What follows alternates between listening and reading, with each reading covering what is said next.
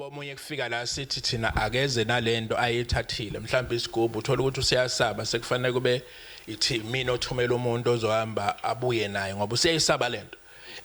mefika la ekhaya ke emkhulu sifike sisebenze ke simhlukanise nalento sivule naphakathi simkhombise omunye abone kunamathumba abantu kunezinto eziningi khehle ikhona abantu bayaphika ukuthi basebenza ngezicubu zabantu kodwa mase sibuka lezi zinto zikhona lezi zinto phakathi izona ke lezi ezihlupha abantu kakhulu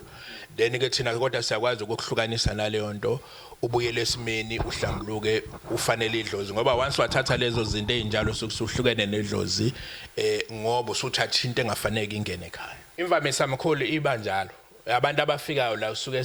sekulimala nemndeni uthola ukuthi ingane ziyalala zivuka ziphansi ziwiswa ilezi zinto siqhuma amagazi benje nonkosikazi uthola ukuthi ulala nento eyayithathwe indoda nabantu besifazane bayakwenza lokho yes kulesikhathi samanje ibona futhi abafona kakhulu bavele basho athi mina ngifuna isithwalo usho nje kalula ungazi ukuthi kwenziwa nasazeke inseka mhlawumbe basazi njani kodwa ke thina esikushoyo ukuthi lento omkhulu once wayithatha izolimaza ekhaya ngoba bathi mabekunika lento bese bethi ekhaya uzofika nje ushisa impepho noma ubike nje emsamo ukuthi hayi khona into oyitholile ezosiza phakathi kwekhaya abakutshena ukuthi basuke bechazana kahle kahle basuke bethi lezi idalwa iphume kuhlale lezi inoni phakathi kwekhaya so ileyo nto ke kufanele abantu bayiqaphele bazi ukuthi once bathatha lezo zinto bobe sebeyayibulala babulale nekusasa labantwana babo ingozi mkhulu especially njengoba sesiphila nasemalokishini sasinazo indawo zokungcwaba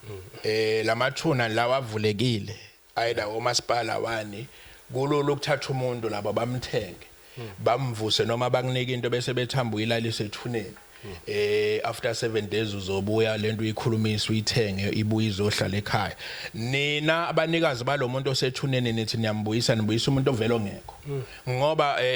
lento yenhlanhla kakhulu sebeyakwazi nokutarget abantu abazigwili kuthiwe namhlanje njoba ku Saturday kushona umuntu ade encwatshwa namhlanje sekuyafona bonke bafuna ukuza la kuzolalwa phekwa lelo thuna kuthwetshulwa lo muntu so kubalekile abantu